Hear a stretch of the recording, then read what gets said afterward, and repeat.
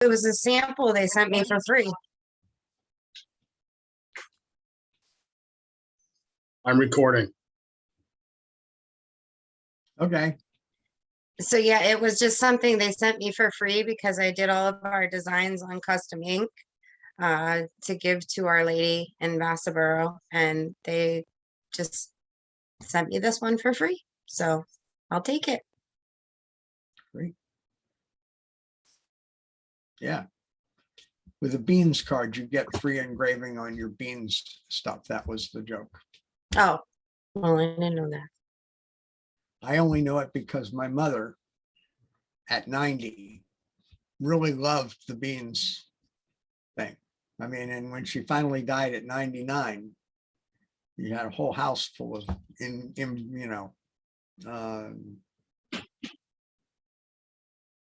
not embroidered. What do you call it? Monogrammed. Monogrammed stuff. This Yeah. is just print. It's just print. It's not engraved. My other one that's coming though on the 20th, that's engraved. Not engraved, embroidered.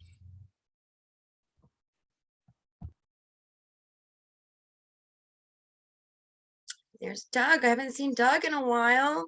Boy, this is an inside crowd. Hey, Doug.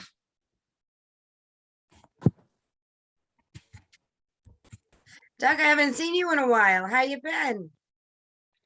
I'm doing well. How are you doing? I'm good. Well, good to see you. You Hi, too. Leslie. Sort of here. I'm here. Hi. Good to be It's with not you. that I'm not happy to see Doug. I just get to see Doug way more than I see Leslie. Hi, Leslie. Hello. Good to be with you. I just got in from my trip to North Carolina, so I still feel like I'm in the car, but this feels like a good way to spend my evening. Maybe. I'll be the judge of that, young Bruce.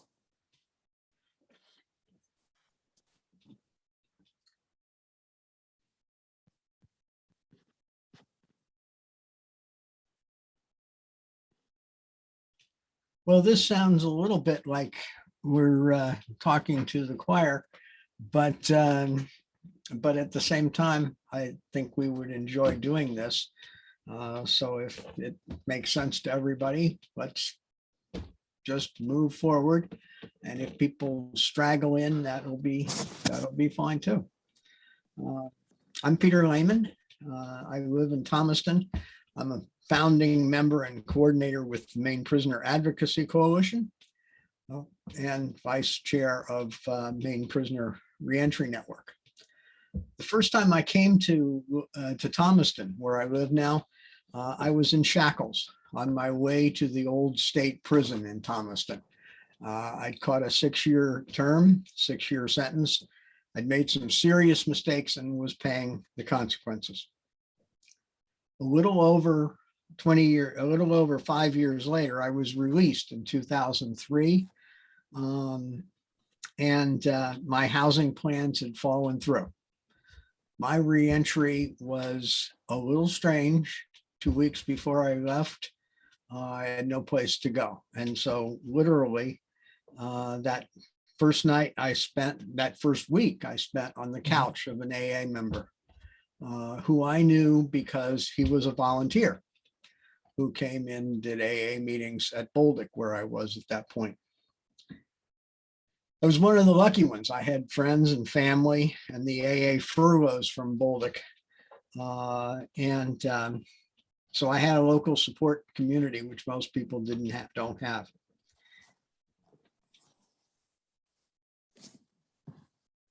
Staying out,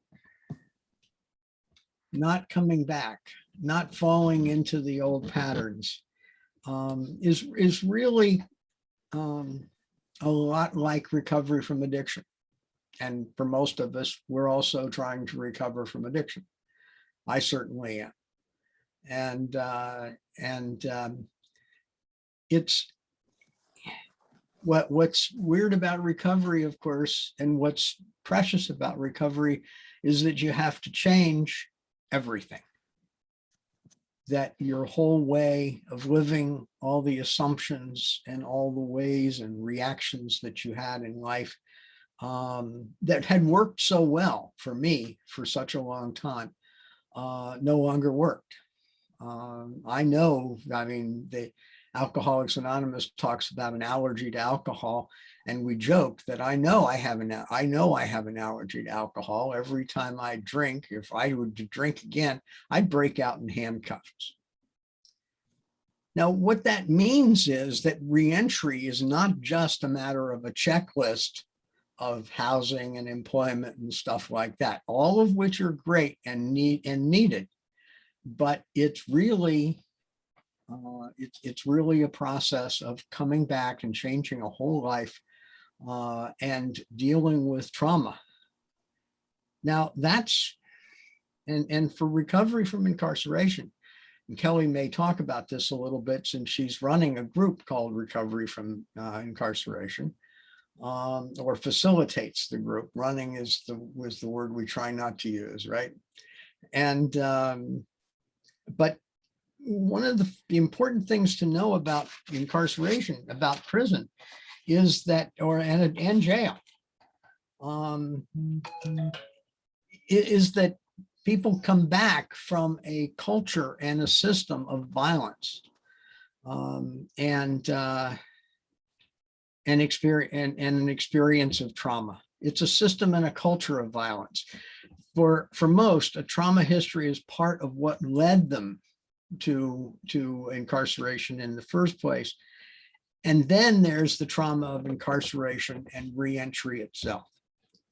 The system thrusts people into institutional violence and identity shifts which come from surviving that violence. Structure of incarceration is violent. Physical and mental control is inherent and enforced, literally assured by force. Prisoners have smaller or larger areas of autonomy, but they're limited and prescribed by constantly evident force. Step out of line and you're stuffed and you're cuffed and stuffed. When wrap them back up, you can put them in for another few minutes. And you may have, I guess what I want to say is some facilities don't have physical walls even, but they're there. And we all know where they are. We know, staff knows, everybody knows. And 20 years later, when I walk across that line at Bolduc, which I did this evening as I came back from having MPRN office hours at Bolduc, I can sometimes feel that phantom bullet in the small of my back. Weird, but you know, that wall is real and it exists. And literally, they can shoot you if you cross those lines. This is not lost on people who reside there. And so that process of coming back and supporting reentry means supporting and dealing with those aspects of trauma, and compounded by moving from an incredibly structured to an unstructured environment. And I know people who still wake up for count, or who experience a gut-wrenching anxiety of missing or being late for count. For some of you who have not experienced it, you know, count is the process during which they lock you in and count you to make sure everyone is still there. It's like being a can of beans, sitting or standing up, feet on the floor, like a supermarket inventory, but a lot less efficient. It's a trauma that's repeated 4 or 5 times a day. And the body remembers, and that's what trauma is. So reentry is from that context of trauma, and also from the highly structured environment to an unstructured and much more complex and demanding one. Standing in front of that supermarket shelf with more colors, more variety, more choices, and more complexity than you've experienced for whatever period of time is overwhelming. I've stood there frozen, overwhelmed. I've stood with men overwhelmed by that. And this is part of what leads us to one of the to the idea that one of the missing ingredients for reentry is peer support. Support from people who have a sense of what that is, what that experience is, who've been incarcerated, who are recovering from addictions. These are the people who have a sense of the life in which people are coming back from.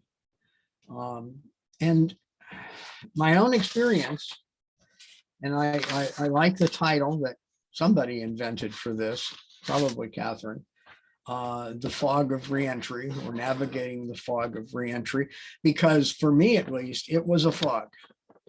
And there are days when it still is.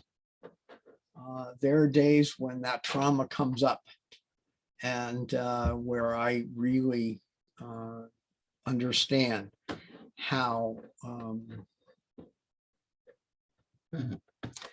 deep and desperate recovery is about.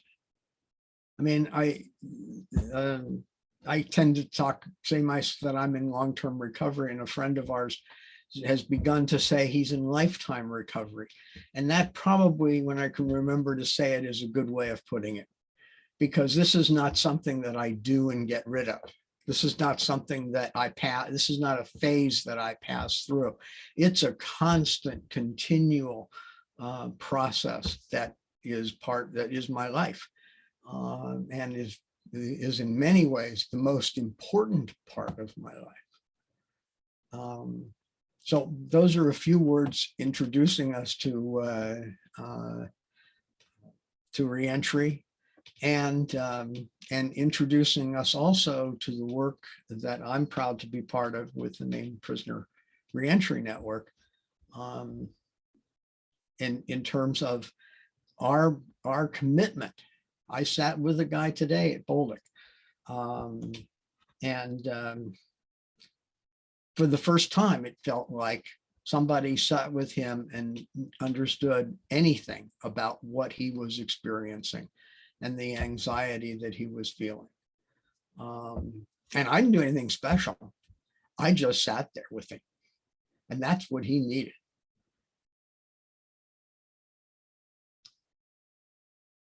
My friend and colleague, Kelli, is here with us today. And I'm so pleased to introduce her, or she can introduce herself. And Kelli has been an invaluable member and continues to be an invaluable member of our MPRN team, and an incredibly committed and dedicated advocate and participant in both the recovery community and the reentry community. So Kelli, it's good to have you here. Thank you, Peter. What an introduction. I'm Kelli Johnson, and I'm from the Waterville area. I am in lifetime recovery. And I've been out of incarceration for a little over 2 years. I'm not sure if you saw my beautiful daughter, but she was born while I was incarcerated. I found out that I was pregnant 3 weeks into a 20-month sentence. And I had every complication under the sun. It wasn't fun. I got denied treatment for gestational diabetes for a little while. Got that fixed. Luckily, she was born a beautiful, healthy little girl.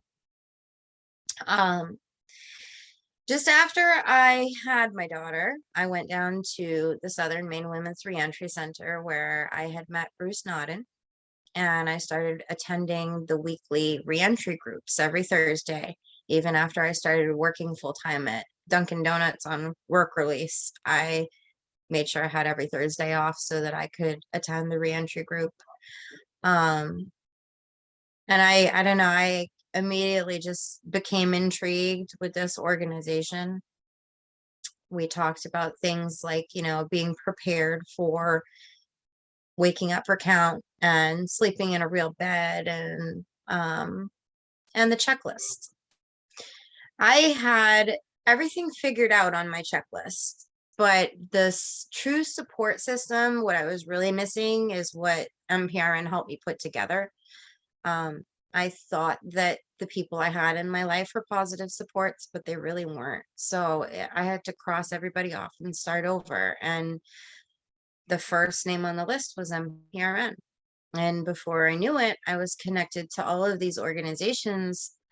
Bruce had introduced me to the Women's Opportunity Alliance, which they became my case management, and I think they were with me for about 6 to 8 months after my release. But it was really helpful to try to get me back on my feet. I was released in January of 2020, just before COVID, 3 weeks before everything hit the fan. And my goal was to go back to work on my refinishing furniture business. I couldn't do that because I had my daughter. I luckily qualified for the unemployment. So I immediately started diving into all of the trainings that Bruce emailed me. The recovery coaching and SIP certification. And the one thing that I really wanted to do, because I took Smart Recovery while I was in SMWRC2, and they say all the time, if you can't find a meeting, start one. So I became a Smart Recovery meeting facilitator on top of it. I started facilitating meetings at the Waterville Peer Recovery Center in August later that year. And a month later, I went to work for them part-time as a peer support specialist. Doing this type of work has been really helpful to me in my own recovery, helping people, and through peer support, it creates that level of trust. You know, people, the members of MPRN, most of us on the board, we've experienced incarceration in some way. So having them there for me during that phase in my life was, I mean, I am grateful. I wouldn't be here. I wouldn't be here without the opportunities that I've been provided, and I wouldn't be here without the empowerment.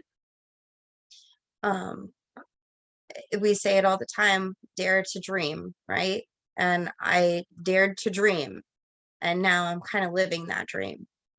I never would have thought that I would be as successful as I am now back then. And you know, I have custody of both my children, and I'm living back in my own house, and I'm adjusted back into society, and I'm trying to help people through their reentry too, because it really was challenging. It's like learning how to live all over again in the real world without that structure. It's like, oh my God, you know, what am I going to eat? I actually have to choose what I'm going to eat. It's not written in stone for me anymore. Okay. And, you know, like Peter said, being frozen in the grocery aisle, that it's really that complicated. And a lot of people don't realize that it is more than just the checklist. There's a lot of emotional and mental challenges that come with it. So I am absolutely grateful to have had MPRN in my corner, and I am honored to be such, you know, to be part of such an amazing team and continue to do this work. So, Bruce, I believe you're up next. Wow, that's hard to follow, Kelli. Jeez. I don't normally have to follow you. This is kind of uncomfortable. Yes, my name is Bruce. I'm a person in lifetime recovery myself. And fortunately for me, through this organization, that when I first met Peter, we didn't even know what the name of this thing was. We had no name, but the folks at MPAC were kind enough to send Peter over to be a liaison to this crazy group of people that were gathering in Auburn at the time, and ever growing. So I feel very fortunate to have met Peter in that way. And then the reason and the way that I met Kelli was at the Southern Maine Women's Reentry Center. And I feel so blessed to have met her and have a relationship with both of these fine folks. I've been tasked with talking about, and I'm sorry about the background. We're at the new Augusta Recovery Reentry Center that's about to open. And my office is right next to the Rotary in Augusta. And there are a lot of loud motorcycles in Augusta, which I was not aware of. So sorry about that. To talk about a peer recovery pilot that we have going in Kennebec County that started in November of last year, but not officially until January of this year. And I love the fact that Peter and Kelli talked so much about peer support, because that's really what we're peddling is peer support from folks who either have been incarcerated and also are in recovery and can offer that peer support, especially as we started this pilot to folks who are in co-occurring drug court. The Kennebec County calls it co-occurring disorders court, and I will not say the word that D word again. We prefer to call it co-occurring drug court, and also veterans court, and now it's kind of bled into family court and other specialty courts. And the aim is also to eventually, and we've kind of started on this path, to engage people who are in jail and extending peer support and recovery coaching to anyone who enters the jail. The way the pilot reads is that we would make contact with folks who enter the jail system within 48 hours of entering the system. And we're working on that. It is a pilot, and this is a step-by-step process. It's a 2-year pilot. So in this next quarter 4, we're kind of tasked with really moving forward with that. We have 6 recovery coaches assigned. We started out with 3, and we're working directly with Healthy Acadia and their trained recovery coaches, and they've been amazing to work with. Great partners, even prior to this pilot. So we're just really pleased to be engaged with them. And we have additional volunteer peer supports that are at the ready, and also supervisors being me and Bobby Joe Bichard, who runs the Link Center here in Augusta. So we have quite a few recovery coaches and peer supports. And what we're kind of hoping for is that all will be not just recovery coach trained, but would also be CIPS trained, certified intentional peer support trained. And just kind of have both of those trainings in their back pocket to support these folks. And then on top of that, the lived experience. I'm a person who has never been incarcerated. I feel kind of in the minority when I'm in the board meetings with these folks. Most of the people that are on the board have that experience of either incarceration in jail or prison or both. And the idea of the jail pilot in a nutshell is, if you go onto our website, it says MPRN exists to measurably reduce the rate of recidivism in the state of Maine. And we discovered and really thought this through and said, okay, if we're really serious about reducing the rate of recidivism, shouldn't we also be just as serious, and maybe even more serious, about keeping people out of the system entirely in the first place? So that's the idea. And the secret sauce is peer support. So we would hope that not just the checklist, that we would talk about, yes, even if that person has great housing lined up and a job and food on the table and even money coming in and financially set, if they don't have strong recovery supports, they don't have connections to community, They don't make the connections with their family. All of that amazing plan can all come crashing down. So the focus for us, yes, we would like to connect people with resources, and we do a pretty good job of that. And we have so many great community partners within the network, because that's what the network is. The network isn't us. The network is all of these community organizations that we've gathered, whether it was in each individual town or statewide. But in this case, it's this area. So even with that, the peer supports need to be engaged, so that someone has a fight with a family member, or that job that they got, suddenly they did a background check and found out about their criminal history, and now they've lost their job. What happens then? Most often you revert back to what you know, and you start using again. And then the next thing you know, you're down that road where you're tied back up into the system of incarceration, or, sorry to say, you die.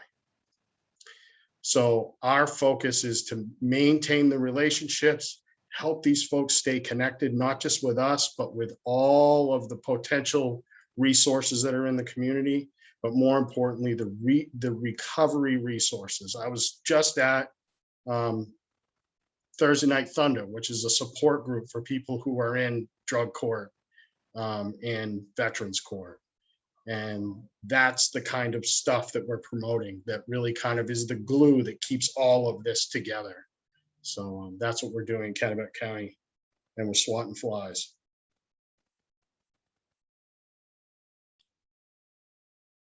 Thanks, Bruce. I guess the other piece of that is that network that Bruce has put together, nurtured and allowed to grow on Tuesday mornings. Every Tuesday morning, for those of you who don't know, there's a statewide convening of that network from 9:30 to 11. And we have 50 to 80 people from Fort Kent to Kittery. Did I get it right this time? And those are because when we get people coming out of prison, the MPRN reentry team basically meets with those people initially and brings in resources as we find out where they're going. So if somebody is going to the Lewiston Auburn area and we think they should be hooked up with the Connecting with Opportunities grant out of the Department of Labor, then we know who to call and to bring in on that Zoom call, so that the person, Matt in this case, who's going to be working with them on the ground when they get out, has a face and they know him. So that network is a critical thing for us. For those of you who don't know, by the way, SIPS is a Certified Intentional Peer Support Specialist, and it's a professional training. It's a certified training, and there are jobs, and it requires work each year with continuing education, et cetera, to keep up the certification. So the idea that we are training residents and our own people to do that, to make us better peer supporters, it certainly has made me a better peer support. And I remember, Kelly, when you were taking it, you said the same thing that Bruce and I did when we took it, which was, oh my God, I've learned the whole thing. I've been doing it all wrong. And now I have a better idea of how you do this and how you point people forward rather than spending all of your time with the past. And that's such a big deal. And for all the people who we work with, as you can well imagine, the future is not something that's ever looked bright or looked like possibilities to them. And the idea of just introducing them to that is an amazing experience. So I'm afraid Paco didn't make it. He had some conflicts with his own recovery stuff and IOP. I wasn't sure that he could do it tonight, and I'm disappointed that he didn't make it, but he had his priorities correct from my perspective. And so if anybody has questions or comments or whatever, hi, Catherine. Hi, thank you so much for this. But just brilliant work. Really, really appreciate you taking the time to explore some of this. And I think preaching to the choir is great, because I think the choir really, really needs, to have this sense of community and support and collectivity. So the question I have is one that Doug, I've heard Doug talk about many times, which is, what are the opportunities to access some of the American Rescue Plan funds for the sort of work that you do, rather than having those funds siphoned off into supporting the expansion of jails and prisons?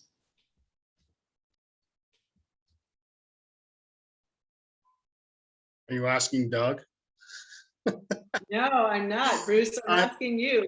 How can you get your hands on those funds and build out your network of peer support? We have been I mean, this is encouraging exactly what has to happen. what's really neat about that is that we have access to people from all the different pieces of the state, because it's a local deal. Yeah. And so it really is true that network, people in that network have been encouraging each other. And Doug shows up and encourages everybody to find their local people and figure out how to do it. Here in Knox County, the sheriff actually has led that effort. So I will say, Catherine, that I'll say we, MPRN, and me representing MPRN, have been invited to ARPA planning meetings, whatever we want to call them, because they're not formal. They're usually organizations getting together and trying to figure out ways to come up with some kind of proposal so that we can get in line for these funds. So in Cumberland County, teamed up with, and I'll not name these people, but you'll kind of know who they are by their titles, but legislators and district attorney and some other folks that are housing experts, and trying to develop ways. And we did, and put this proposal forth to the county commissioners, because we all know that's kind of where most of this funding has gone to. And many of the county commissioners, unfortunately, that's not what they normally do, right? They don't typically disperse funds from the federal government. So this is kind of a difficult thing. And it's just like all kinds of funding like this. And I think you're probably trying to aim toward that, is that we all have to get in line and beg, right? We have to try to get out there first, or we have to have the best idea, and really what's risen to the surface for us. And we don't just get into what's important for us as an organization. We really want to get into what's important for the people that we serve. And I say serve, I probably is the worst word to use, but the folks that we work with. And the number one issue clearly is housing, whether it be affordable housing or adequate housing or safe housing, or however you want to put it.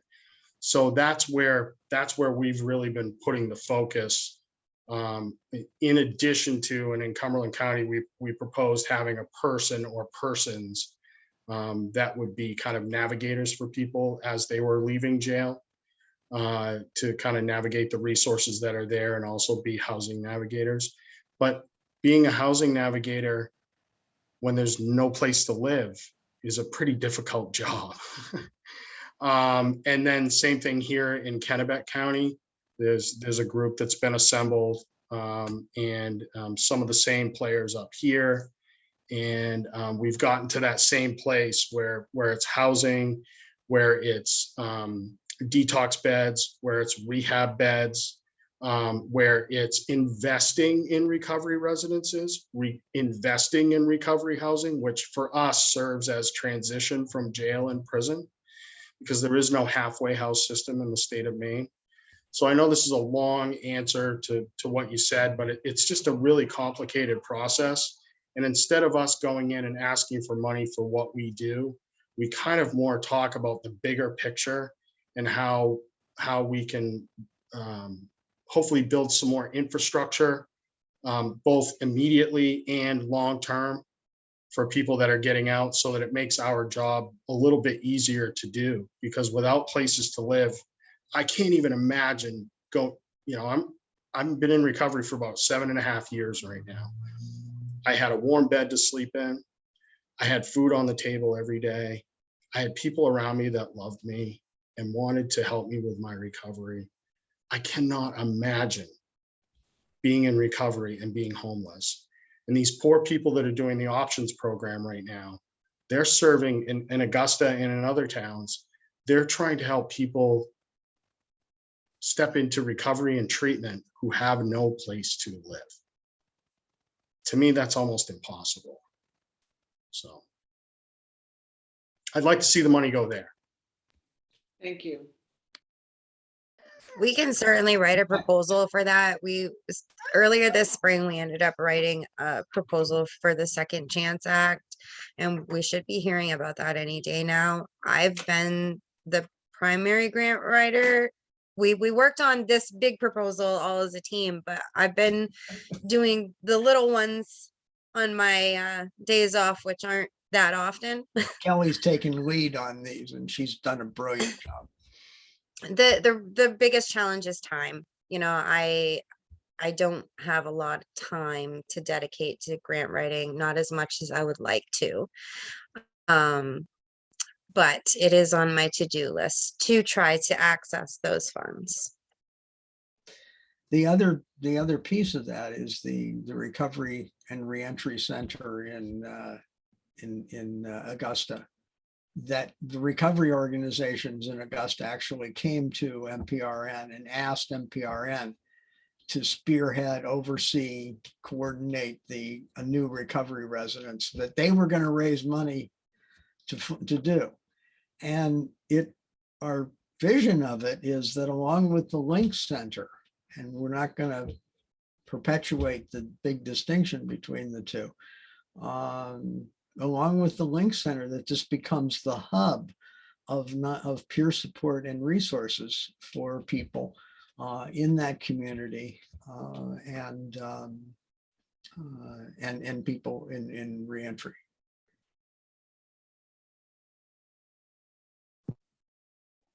I think one of the things that is happening is we know if people get out and don't get support, they're either going to go back to the life or they're going to die.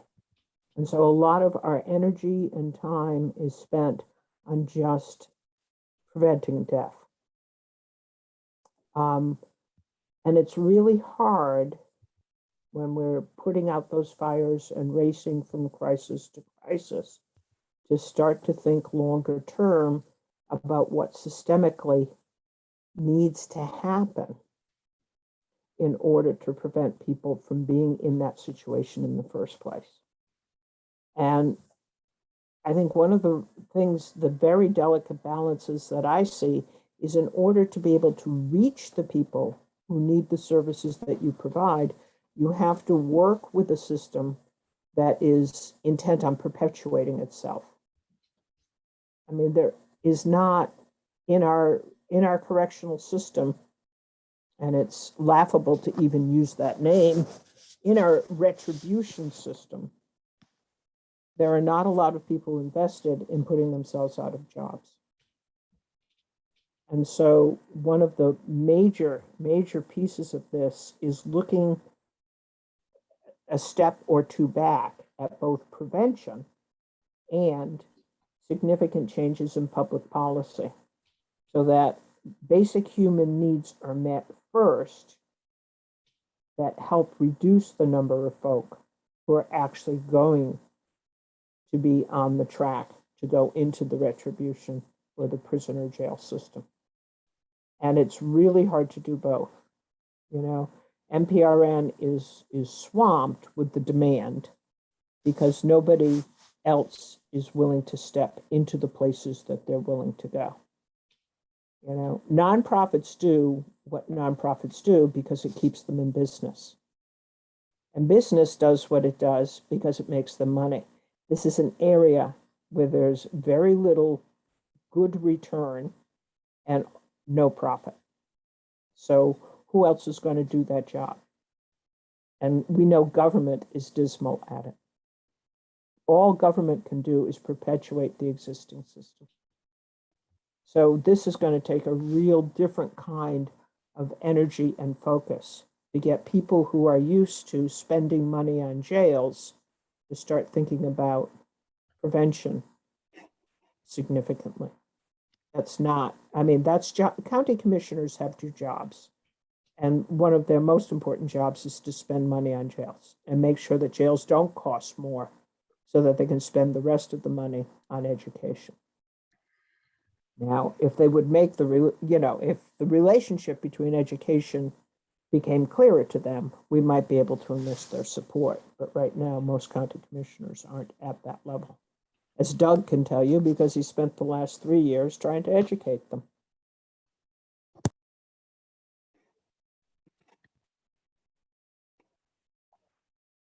Looks like you have a question from Aaron, Peter, and then Doug. Aaron? So Leslie, my comment to you would be, I'm sorry, I have an old cat that meows a lot, would be that I think it really needs to start in schools with restorative justice rather than a punitive approach at that early level. I really think that would be helpful. The other thing is that I'm just so excited to hear about this pilot project at a county jail. I think the prison system, has a lot of opportunities, and the jails don't. And some jails, depending on where you are, jails have different amounts of money to be able to invest in programming. And so, I spent 36 years in Aroostook County, and I can tell you that, Aroostook County is one of the counties that does not have a drug court. And, not a lot of money at the jail to do much. So I'm really excited about this pilot project in Kennebec, and I hope that it goes well and that it will, go to other counties, to other jails in other counties. So.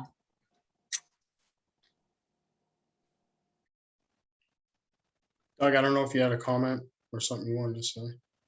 Oh, Bruce, I always do. How could I not when we're Bruce talking is so about these? used to coordinating these meetings. He sees all this stuff. I don't know, but boy, oh boy.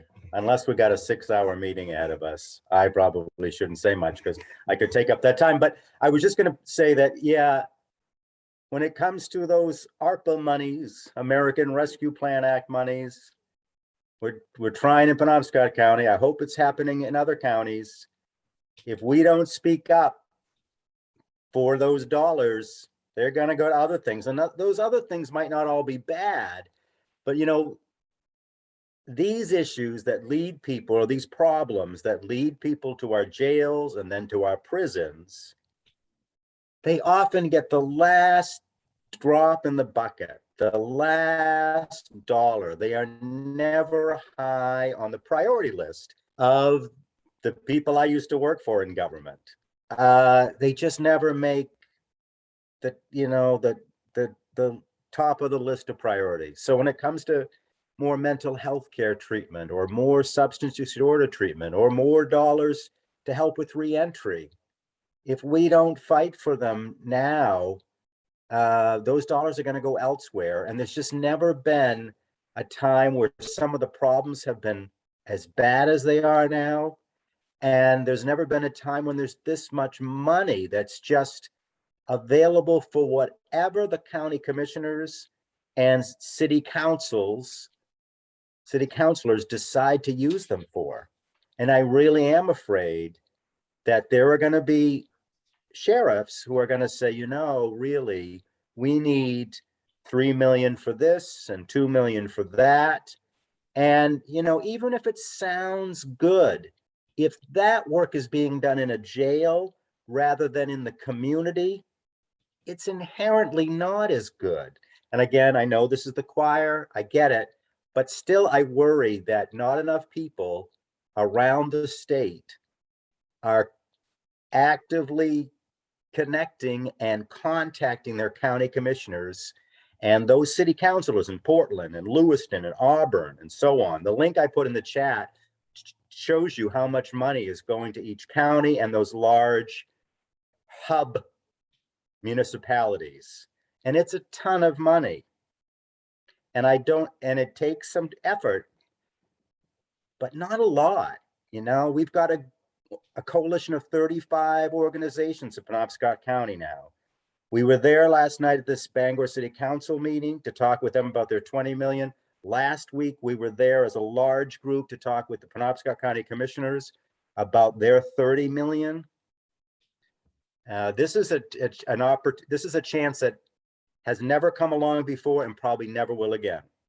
So that, anyway, that is that. And I appreciate my coworkers from EMDC being here tonight, Aaron and Matt.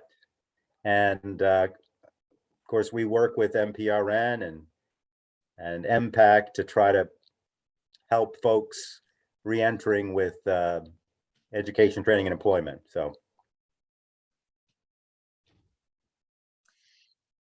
So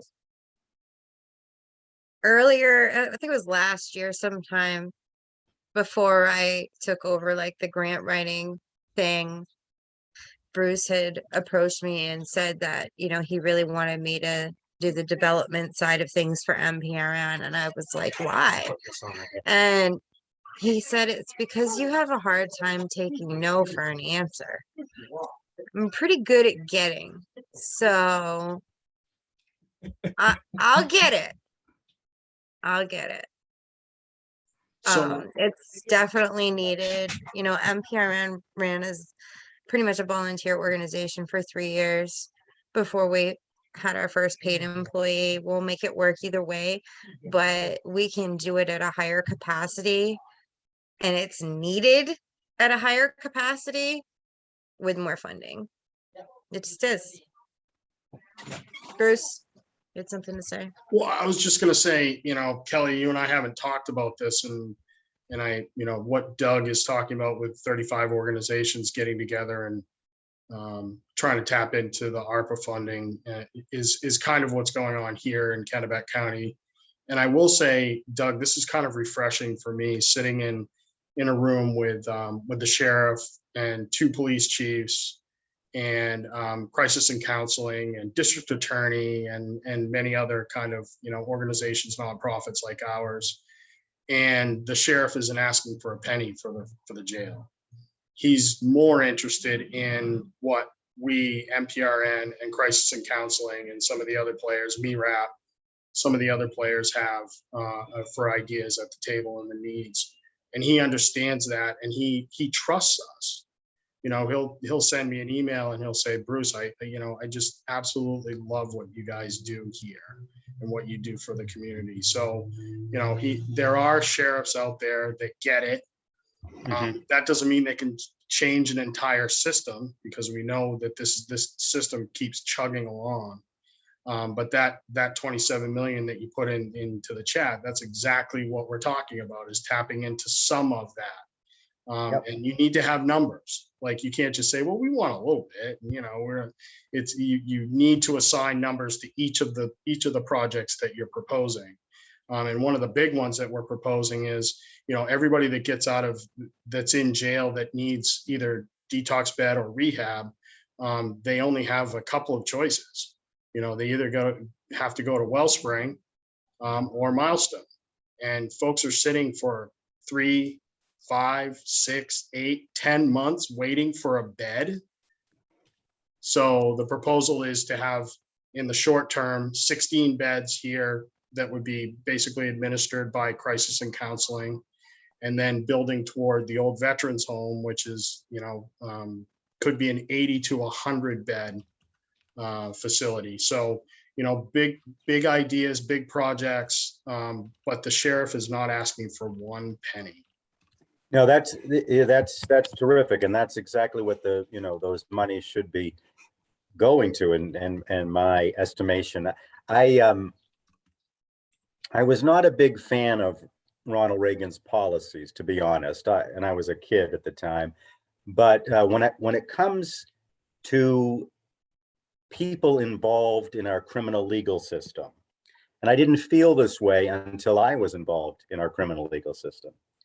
But I think back to Ronald Reagan's line about dealing with then the Soviet Union, trust but verify. So when it comes to sheriffs, district attorneys, and other people who administer our criminal legal system, my advice to myself and other people is trust but verify. I have never met someone in a position of authority in that system who hasn't said all the right things. They say all the right things. And then I find out behind the scenes, oh, but this is happening and that is happening. So if you're sheriff, if Sheriff of Kennebec County is not looking for a penny, that's wonderful. I would still trust but verify. And I don't really know what that means in terms of making sure. But I agree with you, Doug. But the thing is that, and this is what our organization was built on, is built on relationships. Oh yeah. Relationships don't take place over, a month or two or even a year. Relationships take longer. And if you really have a relationship with someone, then you get to see all of those things, right? And I'll say that, it's been a long-standing relationship with Sheriff Mason. And it's been a long-standing relationship with other people that know Sheriff Mason that I really trust. So that, it doesn't, believe me, I've sat and I've watched testimony from people in front of the Criminal Justice Committee from some people that I thought I knew really well. And they got up there and they just absolutely spewed the most unbelievable junk that I just can't even believe these things came out of their mouth, because they knew better. And I knew better. And unfortunately, in the position that MPRN is in, we can't challenge them. We can't really say anything.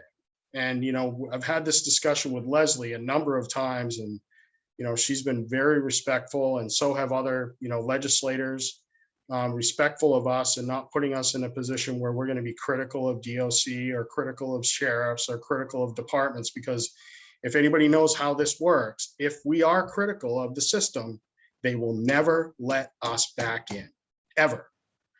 We've seen people that have done some amazing work inside of the facility in hospice and in recovery coaching, and they tried to advocate for a person or two in there, and they are never, ever going to be allowed back into any Department of Corrections facility. So we have to keep our mouths shut, and thank God for MPAC. And I can be a spy, and we can be spies, and we can give information to MPAC and say, this is going on. But we as an organization cannot publicly criticize the Department of Corrections. Yeah, that's right. Yeah, and that's so important. And that's been interesting to me since I got out of jail, is that, everybody has to know their role and what they can do and what they can't do. And not everybody can play the same sort of advocacy role as others can.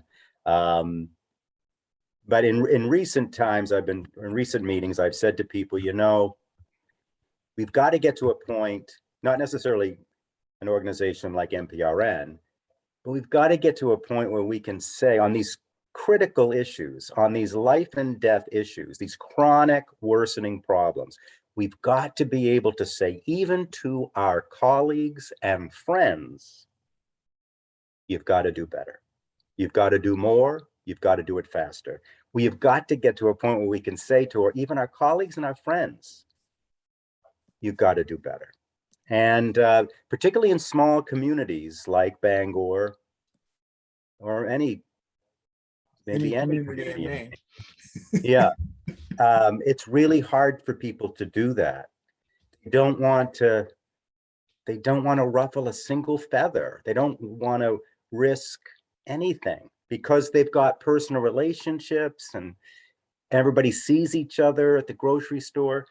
But we've got to get to a point with these life and death issues and where systems need to change, we got to be able to say, even to our friends and colleagues, you got to do better. Anyway, You're right, Doug. And we, one, Sheriff Mason, pardon my citizen, already has a new facility. So he doesn't have to lobby for one. That entire campus was upgraded. So he doesn't need that pot of money for that. What he needs that pot of money for is the overflow problems that Bruce is addressing. Because every sheriff in the state, if they are going to be honest, tell you that they run the detox facilities in this state. Yep. They'll tell you that they operate mental health facilities with unskilled staff and absolutely no resources, because they are the dumping grounds for the people that nobody else will deal with. The other thing, the other big political problem that we have is advocate is a dirty word. And if you didn't think that when this administration, this governor said no advocates will ever get on the board of visitors for the state prison system, you certainly got a taste of it when advocates, journalists were denied entrance to the CDC briefings. Excuse me? What part of free press do we not understand? We're So the coming idea up of being on, an advocate for anyone is anathema, because advocates are the ones who hold politicians and their promises accountable. And they don't thank you, Leslie. wish to be held accountable. We're coming up on 8 o'clock at this point, and it doesn't seem as though we need to hold people any longer. And we also seem to have wandered on to a more general discussion that's quite justified in relationship to the Freedom in Captivity Project. Nothing seems irrelevant to the discussion, but at the same time. So if there aren't any other specific questions, well, it's 8 o'clock anyway, and Kelly needs to go give her kids a bath, I'm told. And others of us, but really appreciate this. Has been fun, and I hope you all have enjoyed it as well. And we certainly please stay in touch if you have any other things that that we can point you towards. Appreciate you're all coming. Thank you so much for doing this. Thank you. Thank you for Thank you. having us.